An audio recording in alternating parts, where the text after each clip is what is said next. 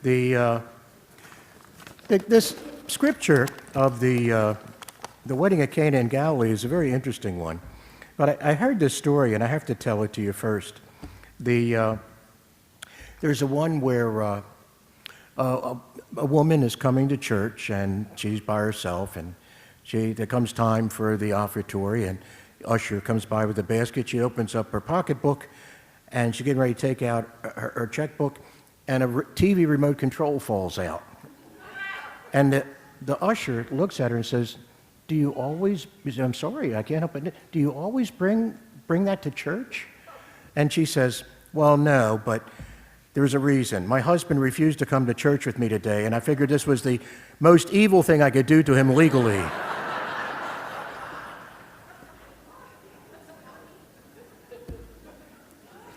Then there's the three Jewish ladies that are sitting on the park bench.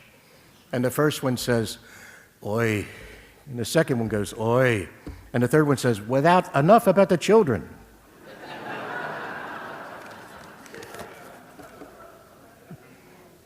Almost messed that one up, didn't I? In the scripture passage that we have, there's something that's very interesting for us to know. One is that this, and I didn't know this, this is only about a month after Jesus begins his public ministry with his baptism by John at the Jordan. And he had never performed a miracle in public. In fact, he only has about half of the disciples. Only 6 of them are there.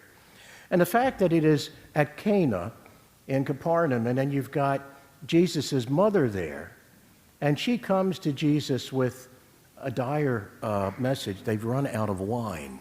Now, something we have to understand is that a wedding, and in fact, the scriptures, you'll often hear about the wedding feast. The king had a reception. The master, had a wedding feast. People are invited to come. I want my rooms to be full. The reception was something that everyone was invited to, and the more the merrier. In fact, that still exists as a custom, in the places where Jesus walked and elsewhere. I had a friend of mine tell me one time they were in India, as a matter of fact, and they went over there to meet some friends who were getting married, and they being in a country they weren't familiar with, they wound up at the wrong wedding reception. And when they realized this, that they didn't know anybody there, they ready to leave, and the people there said, "No, please stay. Please stay. It's an honor to have you here." And so there was this whole sense of everyone joining in the celebration, especially if you're talking about, a village where everybody knew each other, and here's the joy of the bridegroom and bride. And oftentimes they were betrothed, from the time that they were youngsters. And now we have this opportunity of the rejoicing, of the arrangement of the marriage and the wedding taking place. And so the weddings would go on for about a week. The reception would go on for about 7 days. This is about 3 days in, and somehow they run out of wine. Now, I used to always think it was because the disciples of Jesus were there. And that's why Mary comes up to him and says, "They ran out of wine. It's all because of you." But there's only 6 of them, so that's not really quite possible that would happen. How could we possibly appreciate the seriousness of this? Well, one is, Mary goes to the waiters, and she says, "Do whatever he tells you." She also comes to her son and says, "They have no more wine." Why is she able to know they don't have any wine and to be able to give instructions? It's probably because this could even be people of her family, and she might be one of the people that were responsible for planning everything. And what happens is suddenly the plans go wrong. Everything that was planned for. And have you ever seen a bride that was not concerned about how things went? No, you haven't. Have you ever seen a mother of a bride who was not concerned how things went? No, you haven't. And so what's happened is the wedding is still as big a deal today as it was back then, but there's this added thing. If you're at a wedding reception and somebody runs out of, pats of butter or chicken and green beans almondine or something or other, there's always some other thing you might have. But you don't run out of food, right? You don't say, "Oh, I'm sorry, no more left. And that would be a tremendous frustration for the people who had planned. But in a situation like this, it would not only be an embarrassment to the family, but it would be a shame. It would be a dishonor, a dishonor. It'd be similar to when Jesus talked about the people that were going to build a tower and they didn't lay out enough, they didn't calculate enough of what they needed before they started to build. Except this would be a real point of shame. So Mary is letting Jesus know what's happened. She's directing the waiters, do whatever he tells you. And then suddenly, not only is there enough wine, but it's the best possible wine, the best the head steward has ever tasted. What you've done is saved the best till now. Now, we can see why Jesus became involved in this, and especially why it was important for him to perform this miracle, even though his hour had not yet come. So he had performed no public miracle up to this point, and here it is in both an intimate setting but also a very public one. And what happened is his disciples then came to believe in him. Now, Jesus didn't do this in order to have the people at the wedding reception believe in him. He told them, draw the water, but don't tell anybody else where you got it from, and take it to the steward in charge. So nobody else knew about this except the disciples and Jesus and Mary. Now, how do we relate this to our lives?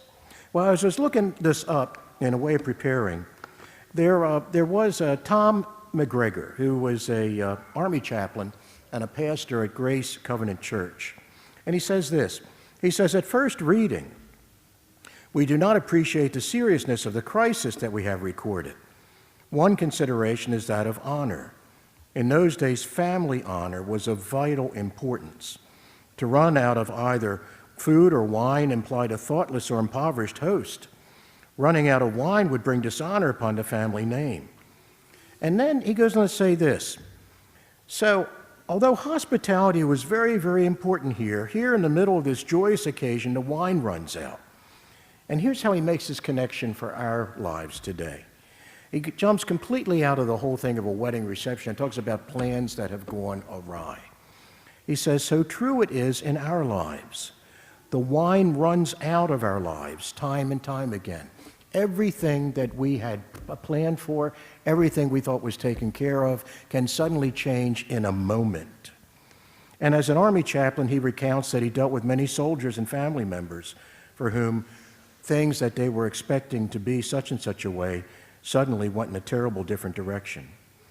Some, while they were away, were dealing with the death of a parent or a sibling or a child.